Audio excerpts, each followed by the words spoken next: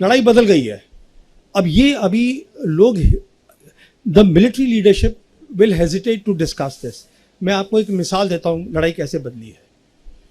वो ऐसे बदली है कि एक तो पूरी बैटलफील्ड जो है, अभी आप जो डिफेंस कवर करते हैं उनको आइडिया होगा, हमारे यहाँ क्या होता है आर्मी के अंदर, वो डिव कमांडर होता है, डिव कमांडर के बाद कोर कमांडर होता है, उसके बाद आर्मी कमांडर होता है।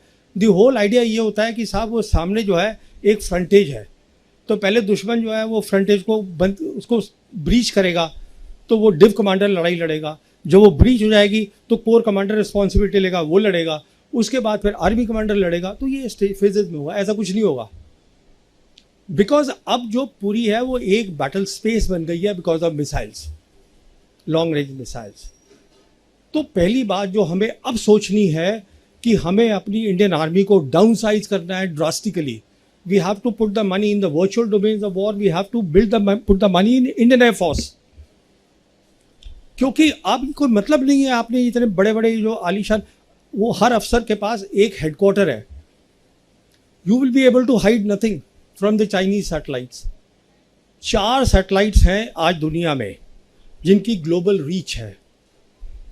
जीपीएस अमेरिका का, गलीलियो यूरोप का, ग्लोनॉस रशिया का और बेदू चाइनीज का। और इन चारों में से बेदू is the number 1।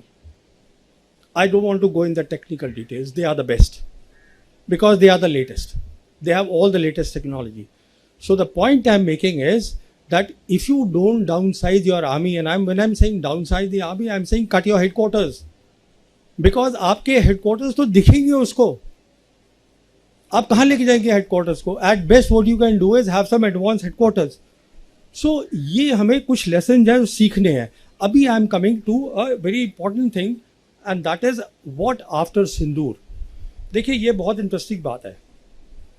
As I said, Pakistan की प्रोफाइल बढ़ गई है। कैसे बढ़ी है कि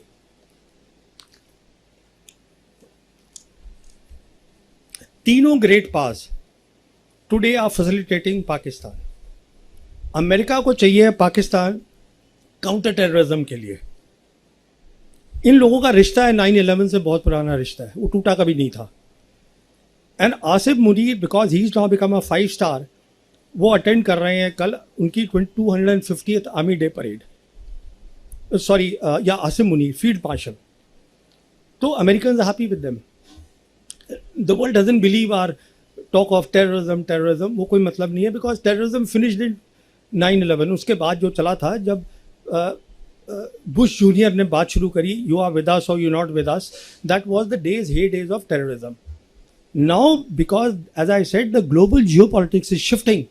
This is the day really of the conventional wars or hybrid wars. उसमें terrorism भी हो सकती है, but terrorism cannot be by itself. तो ये आपका narrative कोई नहीं सुन रहा है। अच्छा, चाइना जो है सेकेंड ग्रेट पावर, उनके साथ खड़ा हुआ है। और जो रशिया है, as I said, they are, उनकी विजन जो है वो अलाइंड है। इनफैक्ट अभी रिपोर्ट आई है कि प्रेसिडेंट पुतिन, ब्रिक्स की समिट हो रही है 6-7 जुलाई को ब्राज़ील में। वहाँ पे 2 मुल्क, चाइना और रशिया, प्रपोज करने वाले हैं पाकिस्तान का नाम एज अ परमानेंट मेंबर। वो दूसरी बात है, होगा नहीं, because it works by consensus. In fact इसी के तहत foreign minister of Russia Sergey Lavrov, he is coming, I think tomorrow और day after, he is coming to India. And one of the things before starting from Moscow, he said is, what I want to discuss is RIC. RIC stands for Russia, India, China. This is the foundation of BRICS. And BRICS is the key institution of the global south. What I said, where 80% of the world is going, which is about development, which is about prosperity, which is about win-win, which is about indivisible security. वो एक अलग चीज़ है। तो he is coming just to discuss that. Obviously he will be asking our leadership कि वहाँ पर prime minister Modi has to come. तो will he meet with Xi Jinping or not, formally or informally? That is important because अगले साल BRICS की जो है जिम्मेदारी वो इंडिया के पास आ रही है। तो अब हमें अच्छा लगे या बुरा लगे, because of America 1.3 billion IMF ने लोन दिया पाकिस्तान को। वर्ल्ड बैंक ने 4 बिलियन दिया है, एशिया डेवलपमेंट बैंक ने 800 मिलियन दिया है, और उनकी जियो पॉलिटिक्स बहुत बढ़ गई है। पूरी अरब वर्ल्ड, मुस्लिम वर्ल्ड, वो सब लिंक्ड है। सेंट्रल एशिया रिपब्लिक, ये सब रिक्वायरमेंट अमेरिकन की भी है, रिक्वायरमेंट चाइनीज़ की भी है। तो वो सब की आज जो है हमने ऑपरेशन सिंदूर करके bye and they showing to the world that they are a military competitor to India, we have actually raised their geopolitical profile exponentially. पहली बात तो ये है। दूसरी बात, जैसे मैं आपको शुरू में बता रहा था, we have abandoned SAARC. We abandoned that in 2016. Now we are in a limbo, we are in a complete suspense कि how much importance will the Trump administration give to Quad, how much importance it will give to India being the net security provider in Indian Ocean region, and how much backing it will give to South Asia. South Asia में उन्होंने हाथ झाड़ लिए हैं। एक सवाल पूछा था president Trump say about Bangladesh, and he said it is between the two countries, they can sort it out, he is not interested. कहने का मतलब ये है, जैसे मैं आपको बता रहा था, दोनों एक्सट्रीम पे तीनों ग्रेट पावर्स इन्वॉल्व हैं। आज खुला मैदान है for China. There is a strategic void. India is not there. America doesn't want to come there. And China is very much there. And अब आप सोचिए आगे क्या होगा। प्रोफाइल बढ़ गई है पाकिस्तान की। Why can't the Chinese put Pakistan as a strategic alternative to India in the SAARC and revive SAARC? SAARC आज भी जिंदा है, हेडक्वार्टर है उसका नेपाल के अंदर। तो इन पॉसिबिलिटीज़ को आप सोचिए कि हम अपने नेबरहुड में there is a great possibility of getting strategically isolated. Next देखिए, जो सबसे इंपॉर्टेंट बात है जो मैं बताना चाहता हूँ आपको, this is the most important part. जो उनके डिफेंस मिनिस्टर हैं पाकिस्तान के, Khawaja Ali, he made Khawaja Asif, he made a statement 2 या 3 दिन पहले कि we are leaving Shimla agreement. We want to go back to the 1948 UN resolution. And what he said is that we want to call the military line ceasefire line. इसका बहुत serious implication है, ये मैं आपको समझाता हूँ कितना serious है ये इम्प्लीकेशन। देखिए, जब लाइन ऑफ कंट्रोल बनी थी शिमला एग्रीमेंट के अंडर, उसमें 2 बातें तय हुई थी। पहली बात ये तय हुई थी कि it will be bilateral, we will not allow any third party to come into this. और दूसरी बात ये तय हुई थी कि no force will be used by either side to change this line. कहने का मतलब ये है, दोनों साइड उसको टैक्टिकली तो चेंज कर सकते थे, जो हम करते रहते हैं, यहाँ हमारा, उसने हमारा ले लिया, हमने उनका ले लिया, बट ये दोनों की तरफ से ये तय हुआ था अंडर द शिमला एग्रीमेंट।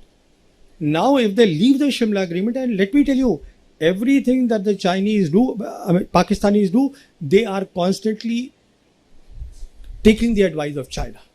इसको आप बिल्कुल दिमाग में डाल लीजिएगा कि चाइना और पाकिस्तान को एक देखिए। अब आप, वो हमेशा एक थे ही, पर हमने उसको 5 अगस्त 2019 के पास उनको ओपनली हमने एक बना दिया, वो गलती करके।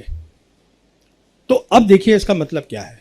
जब वो बोलते हैं हम सीज फायर लाइन पे जाएंगे, इसका इम्प्लीकेशन बहुत सीधा सा है। एक तो we are open now, what they say very clearly कि we are open to the multilateral approach, we are open to the outside powers talking about Kashmir. देखिए, उनका core concern is Kashmir, Pakistan का, वो था, वो आज भी है। More important than that is कि सीज फायर लाइन को सुपरसीड किया था लाइन ऑफ कंट्रोल ने। लाइन ऑफ कंट्रोल बन गई। If they go back there, that means वो जो सीज फायर लाइन थी विच इज सुपरसीडेड, उसके जो रूल्स थे जो सीज फायर लाइन के, वो आज लागू नहीं होते। So they are making a case for attack on Kashmir. Please take it seriously. This is a case for the attack of Kashmir, जिसकी कोई बात नहीं कर रहा है इस देश में, कोई बात ये नहीं समझ रहा है it is a one front reinforced war. कोई ये समझ नहीं रहा है कि ग्लोबल जियोपॉलिटिक्स हमारे रीजन में आ गई है। China today is a dominant power in south Asia, हमने साउथ एशिया छोड़ दिया है, और पाकिस्तान और ये जो दोनों है साउथ एशिया में हमें स्ट्रेटेजिकली बिल्कुल आइसोलेट करके मैंने कहा था कि पॉज है अभी ऑपरेशन के अंदर, तो why can't they lift the pause, हमसे पहले उनकी तैयारी हो जाएगी।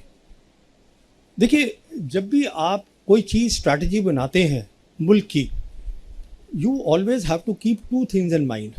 First is always take into consideration the worst case scenario, not the best case scenario. Number two, always give more capabilities to your enemy than he actually has, because then you will do well. ये दो basic बातें हैं, military में भी होती हैं, war appreciation में। तो मैं आपको ये सब बातें एक बहुत little time, this is a very expensive subject, तो मैं ये आपको बताना चाहता था, but I am open to questions. Thank you very much. लड़ाई बदल गई है अब, ये अभी लोग, the military leadership will hesitate to discuss this. मैं आपको एक मिसाल देता हूँ लड़ाई कैसे बदली है। वो ऐसे बदली है कि एक तो पूरी बैटलफील्ड जो है, अभी आप जो डिफेंस कवर करते हैं उनको आइडिया होगा, हमारे यहाँ क्या होता है आर्मी के अंदर, वो डिव कमांडर होता है, डिव कमांडर के बाद कोर कमांडर होता है, उसके बाद आर्मी कमांडर होता है। दी होल आइडिया ये होता है कि साहब वो सामने जो है एक फ्रंटेज है, तो पहले दुश्मन जो है वो फ्रंटेज को बंद, उसको ब्रीच करेगा, तो वो डिव कमांडर लड़ाई लड़ेगा। जब वो ब्रीच हो जाएगी तो कोर कमांडर रिस्पॉन्सिबिलिटी लेगा, वो लड़ेगा, उसके बाद फिर आर्मी कमांडर लड़ेगा। तो ये फेजेज में होगा, ऐसा कुछ नहीं होगा, बिकॉज अब जो पूरी है वो एक बैटल स्पेस बन गई है because of missiles, long range missiles. तो पहली बात जो हमें अब सोचनी है कि हमें अपनी इंडियन आर्मी को डाउन साइज करना है drastically. We have to put the money in the virtual domains of war, we have to put the money in Indian air force, क्योंकि अब कोई मतलब नहीं है आपने इतने बड़े बड़े जो आलीशान, वो हर अफसर के पास एक हेडक्वार्टर है। You will be able to hide nothing from the Chinese satellites. 4 satellites हैं आज दुनिया में जिनकी ग्लोबल रीच है। जीपीएस अमेरिका का, गलीलियो यूरोप का, ग्लोनॉस रशिया का और बेदू चाइनीज का, और इन चारों में से बेदू is the number 1। I don't want to go in the technical details. They are the best because they are the latest. They have all the latest technology. So the point I'm making is that if you don't downsize your army, and when I'm saying downsize the army, I'm saying cut your headquarters, because आपके headquarters तो दिखेंगे उसको, आप कहाँ लेके जाएंगे headquarters को? At best what you can do is have some advanced headquarters. So ये हमें कुछ lessons हैं जो सीखने हैं। अभी I'm coming to a very important thing, and that is what after सिंदूर। देखिए ये बहुत इंटरेस्टिंग बात है। As I said, पाकिस्तान की प्रोफाइल बढ़ गई है। कैसे बढ़ी है कि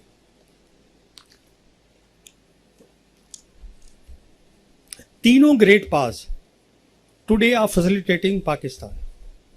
अमेरिका को चाहिए पाकिस्तान काउंटर टेररिज्म के लिए। इन लोगों का रिश्ता है 9/11 से बहुत पुराना रिश्ता है, वो टूटा कभी नहीं था। And Asif Munir, because he is now become a 5 star, वो अटेंड कर रहे हैं कल उनकी 250th army day parade. Sorry, या आसिफ मुनीर फील्ड मार्शल। तो American happy with them. The world doesn't believe our talk of terrorism, वो कोई मतलब नहीं है, बिकॉज टेररिज्म फिनिश्ड इन 9/11। उसके बाद जो चला था, जब बुश जूनियर ने बात शुरू करी, यू आर विद अस और you not with us, that was the days of terrorism. Now, because as I said, the global geopolitics is shifting. This is the day really of the conventional wars or hybrid wars. उसमें terrorism भी हो सकती है, but terrorism cannot be by itself. तो ये आपका narrative कोई नहीं सुन रहा है।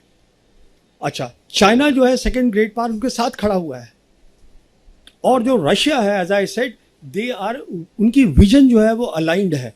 इनफैक्ट अभी रिपोर्ट आई है कि प्रेसिडेंट पुतिन, ब्रिक्स की समिट हो रही है 6-7 जुलाई को ब्राज़ील में।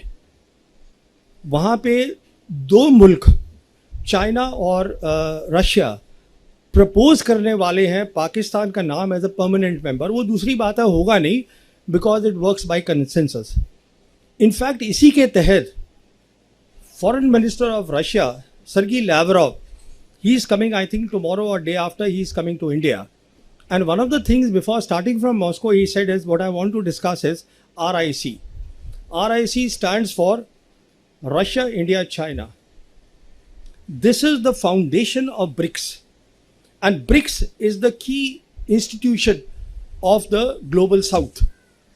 What I said, where 80% of the world is going, which is about development, which is about prosperity, which is about win-win, which is about indivisible security, वो एक अलग चीज है. तो he is coming just to discuss that. Obviously, he'll be asking our leadership कि वहां पर Prime Minister Modi has to come. तो will he meet with Xi Jinping or not, formally or informally? That is important because अगले साल BRICS की जो है जिम्मेदारी वो इंडिया के पास आ रही है. तो अब हमें अच्छा लगे या बुरा लगे, because of America 1.3 billion IMF ने लोन दिया है पाकिस्तान को, वर्ल्ड बैंक ने 4 बिलियन दिया है, एशिया डेवलपमेंट बैंक ने 800 मिलियन दिया है, और उनकी जियोपॉलिटिक्स बहुत बढ़ गई है. पूरी अरब वर्ल्ड, मुस्लिम वर्ल्ड, वो सब लिंक्ड है. सेंट्रल एशिया रिपब्लिक, ये सब रिक्वायरमेंट अमेरिकन की भी है, रिक्वायरमेंट चाइनीज़ की भी है. तो वो सब की आज जो है हमने ऑपरेशन सिंदूर करके bye and they showing to the world that they are a military competitor to India, we have actually raised their geopolitical profile exponentially. पहली बात तो ये है. दूसरी बात, जैसे मैं आपको शुरू में बता रहा था, we have abandoned SAARC. We abandoned that in 2016. Now we are in a limbo, we are in a complete suspense कि how much importance will the Trump administration give to Quad, how much importance it will give to India being the net security provider in Indian Ocean region, and how much backing it will give to South Asia. South Asia में उन्होंने हाथ झाड़ लिए हैं. एक सवाल पूछा था president Trump say about Bangladesh, and he said it is between the two countries, they can sort it out. He is not interested. कहने का मतलब ये है, जैसे मैं आपको बता रहा था, दोनों एक्सट्रीम पे तीनों ग्रेट पावर्स इन्वॉल्व हैं. आज खुला मैदान है for China. There is a strategic void. India is not there. America doesn't want to come there. And China is very much there. And अब आप सोचिए आगे क्या होगा. प्रोफाइल बढ़ गई है पाकिस्तान की. Why can't the Chinese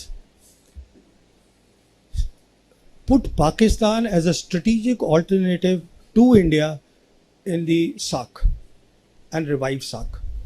SAARC आज भी जिंदा है.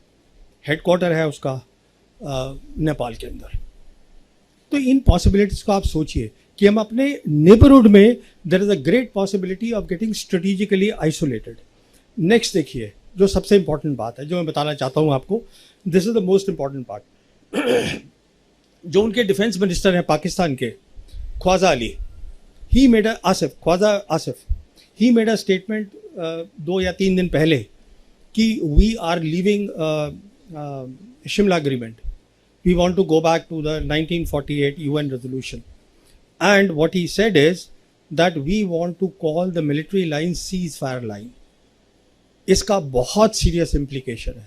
ये मैं आपको समझाता हूँ कितना सीरियस है ये इम्प्लीकेशन. देखिए, जब लाइन ऑफ कंट्रोल बनी थी शिमला एग्रीमेंट के अंडर, उसमें 2 बातें तय हुई थी.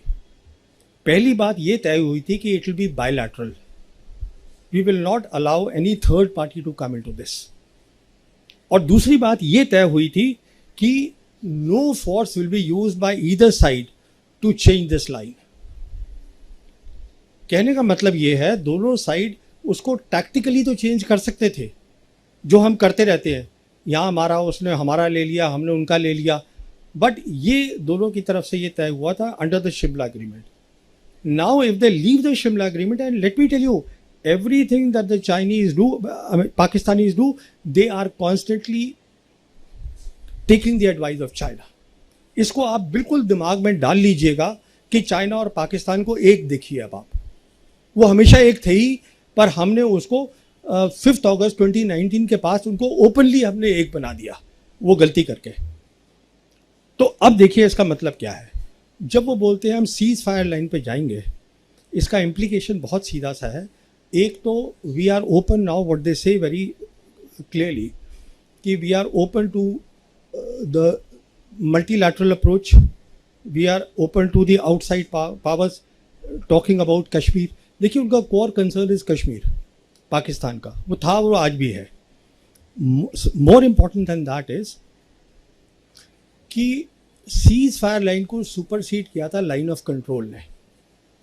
लाइन ऑफ कंट्रोल बन गई। If they go back there, that means वो जो सीज फायर लाइन थी विच इज सुपरसीडेड, उसके जो रूल्स थे जो सीज फायर लाइन के, वो आज लागू नहीं होते।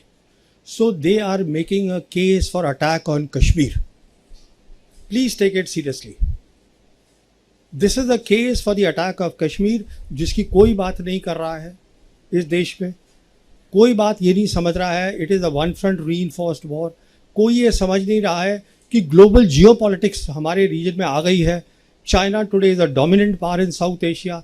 हमने साउथ एशिया छोड़ दिया है, और पाकिस्तान और ये जो दोनों है साउथ एशिया में हमें स्ट्रेटेजिकली बिल्कुल आइसोलेट करके, मैंने कहा था कि पॉज है अभी ऑपरेशन के अंदर, तो why can't they lift the pause?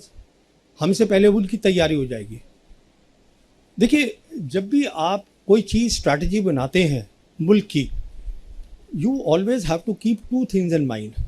First is always take into consideration the worst case scenario, not the best case scenario.